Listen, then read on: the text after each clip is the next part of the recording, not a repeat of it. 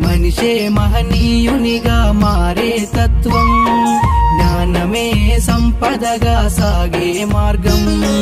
మనిషే మహనీయునిగా మారే తత్వం.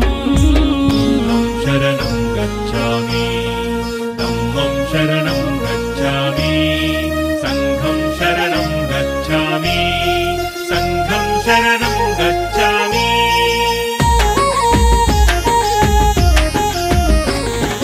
ప్రకృతం అనే మన నేస్తం, గురువై బోధించును పాఠం.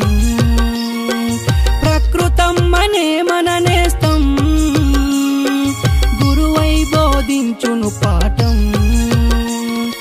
కృషితో సాగించు పయనం, నువ్వు శ్రమ పడితే గెలుపే తథ్యం.